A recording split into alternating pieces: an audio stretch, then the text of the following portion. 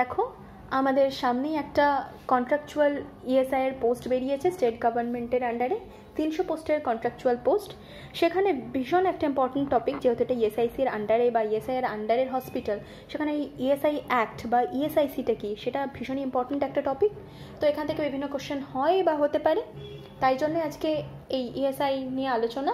তো ভিডিওটা প্রথম থেকে শেষ পর্যন্ত স্কিপ না করে দেখতে থাকো। Hello everyone, welcome to my channel Knowledge in Nursing by Onku. Today's topic is a very important topic for every nursing student, that is the ESI Act, the Employees State Insurance Act 1948. So let's start. ESI Act was implemented in India in 1948. Bharati ESI Act implemented হয় 1948 সালে।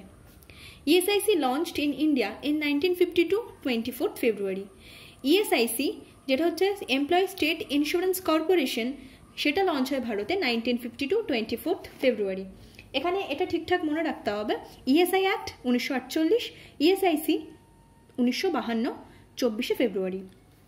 Number of ESI hospitals in India, total 160 hospitals.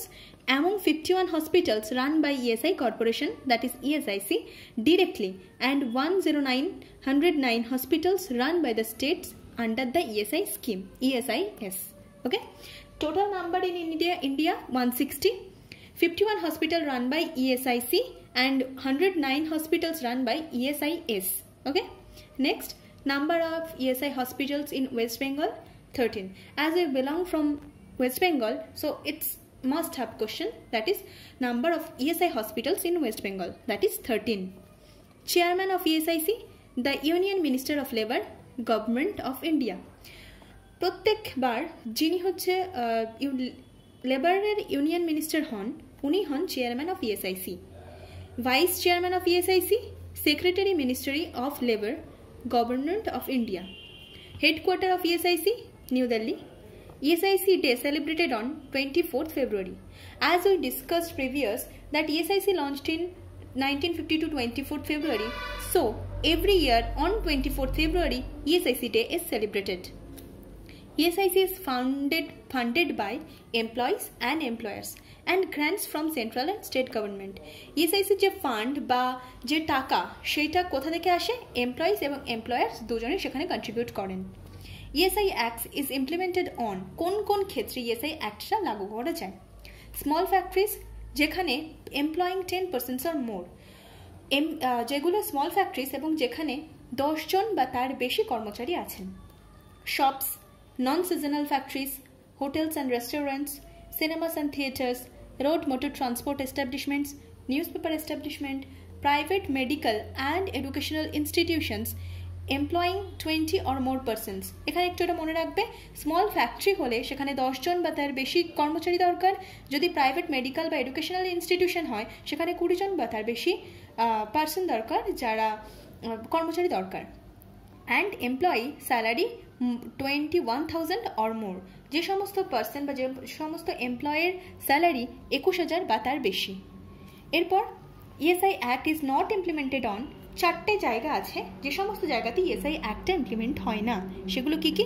Seasonal factories, অর্থাৎ যে সমস্ত ফ্যাক্টরিগুলো সিজনে আসে, যেরকম বর্ষাকালে কিছু হয়তো ফ্যাক্টরি চললো, কিছু হয়তো বরফের দেশে যেগুলো বরফের টাইমে চলে, সেই সমস্ত ফ্যাক্টরিগুলো।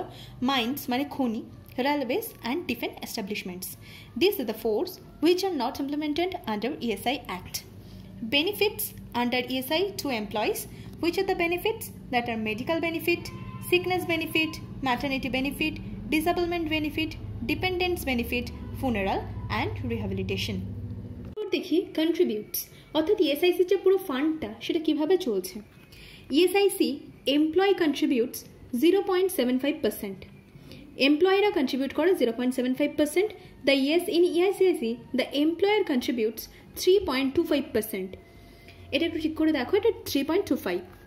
Employee contributes 0.75 and employer contributes 3.25%. The state government share of expenditure on medical care is 1/8 of the total cost, that is 12.5%. The ESIC share the expenditure on medical care 7/8 of total cost, that is 87.5%. তাহলে state government করছে 1/8 of total cost, যেটা হচ্ছে 12.5%, আর ESIC share করছে 8/7 যেটা হচ্ছে 87.5%. ESIC contribution by employers required to submit monthly basis, যে টাকাটা এমপ্লয়ার্সরা দিচ্ছে সেটা মান্থলি বেসিসে দিতে হচ্ছে। যতগুলো আমরা দেখলাম বেনিফিটস রয়েছে, মেডিকেল, সিকনেস, ফুনারাল, ডিপেন্ডেন্স, এই ম্যাটার্নাল, এই বেনিফিটসগুলোর মধ্যে সমস্ত কিছুই হচ্ছে cash benefit except medical benefit, non cash assistance benefit, medical benefit. ESIC medical facilities are availed only at a designated ESIC hospital and dispensaries. তাহলে আমরা কোন কোন জায়গায় গিয়ে ESIC এর এই যে ফ্যাসিলিটিস সেগুলো নিতে পারবো? শুধুমাত্র সেই সমস্ত হসপিটালে যেটা ডেজিগনেটেড ESIC এবং ডিসপেন্সারিজ। এছাড়াও কিছু একটা নার্সিং হোম বা মেডিকেল কেয়ার ফ্যাসিলিটিস থাকে যেগুলো ইএসআইসির সাথে টাই আপ করা থাকে, সেগুলো থেকেও আমরা এই ফ্যাসিলিটিস পেয়ে থাকি। এবার হচ্ছে যে মেডিকেল বেনিফিটস, সেগুলোর মধ্যে আমরা কী কী benefits pi?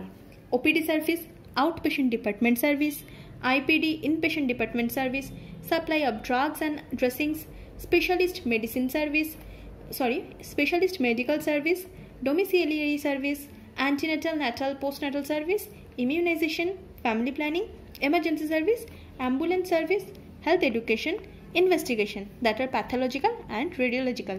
These are the service or benefits that is provided in under medical benefits. Okay, and all of these are non-cash assistance benefit. এবার হচ্ছে সিকনেস বেনিফিট। এর মধ্যে কি সিকনেস বেনিফিটটা কি বলছে? এটা হচ্ছে একটা পিরিয়ডিক্যাল ক্যাশ পেমেন্ট, আর এখানে যে লিভ থাকে সেটা কত, বা যে বেনিফিটটা দেওয়া হয় সেটা কত দিনের, সেটার পিরিয়ডটা থাকে 91 days, আর এখানে 70% অফ ওয়েজেস পাই সেই টাইম পিরিয়ডের মধ্যে। ওয়েজেস মিনস স্যালারি, মানে সিকনেস বেনিফিটে 91 days যে একটা পিরিয়ড, সেই পিরিয়ডের মধ্যে এই বেনিফিটটা দেওয়া হয় এবং স্যালারি 70% দেওয়া হয়। আরেকটা আছে এক্সটেন্ডেড সিকনেস বেনিফিট, সেটা কি? সেটা হচ্ছে 2 বছর পর্যন্ত এই বেনিফিটটা পাওয়া যায় এবং এর আন্ডারে 34টা ডিজিজ ইনক্লুড আছে এক্সটেন্ডেড সিকনেস বেনিফিট। এরপরে আছে এনহ্যান্স সিকনেস বেনিফিট, এর মধ্যে আছে দুটো, একটা টিউবেক্টমি আর একটা ভ্যাসেক্টমি। আমরা সবাই জানি টিউবেক্টমি ফিমেলদের হয়, ভ্যাসেক্টমি হয় মেলদের।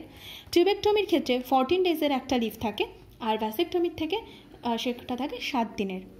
এরপরে আছে maternity benefit, general maternity benefit 26 weeks or 6 months or 180 days, এটা হচ্ছে leave period with full wages এবং সম্পূর্ণ স্যালারিটা পাওয়া যায়।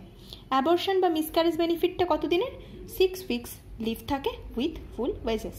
অ্যান্ড ডিপেন্ডেন্স বেনিফিট, এটা কত দিনের থাকে? ডিপেন্ডেন্ট বেনিফিটটাকে আবার ফ্যামিলি পেনশনও বলা হয়। এটা কখন পাওয়া যায়? In case of death. 90% of the total wages is provided monthly basis, যতটা স্যালারি তার 90% মান্থলি বেসিসে দেওয়া যায়। এলিজেবল সন বা ডটার যারা আছে তারা 18 বছর পর্যন্ত এই ডিপেন্ডেন্স বেনিফিটটা পেয়ে থাকে, এবং তার আগে যদি কোনো সেই মেয়েটার বিয়ে হয়ে যায় তাহলে এই বেনিফিটটা সেখানে স্টপ হয়ে যায়। এরপরে আছে কি এমপ্লয়মেন্ট অ্যালাওয়েন্স। এটা কি? Unemployment allowance. এটা কি? এটাও ইএসআইসির আন্ডারে রাজীব গান্ধী শ্রমিক কল্যাণ যোজনা, এটার সঙ্গে ইএসআইসির যখন অ্যাটাচমেন্ট হয় তখন থেকে শুরু হয় unemployment allowance for maximum period of 6 months, 6 মাস পর্যন্ত অ্যালাওয়েন্সটা পাওয়া যায়। এই স্কিমটা কবে থেকে এফেক্টেড হয়? 2005 1st April। ঠিক আছে, আনএমপ্লয়মেন্ট অ্যালাওয়েন্স ওই ইএসআইসির আন্ডারেই। এর সাথে যখন রাজীব গান্ধী শ্রমিক কল্যাণ যোজনাটা অ্যাডিড হচ্ছে তখন থেকে শুরু হয়েছিল 2005-এর 1st April আনএমপ্লয়মেন্ট অ্যালাওয়েন্স 6 মাস পর্যন্ত দেওয়া হয়। আর একটা আছে ফুনারাল এক্সপেন্সেস, যেটা হচ্ছে 15,000 টাকা পর্যন্ত দেওয়া হয়। ফুনারাল এক্সপেন্সেসে 15,000 পর্যন্ত পে করা হয়। So this are all about ESIC. Thank you.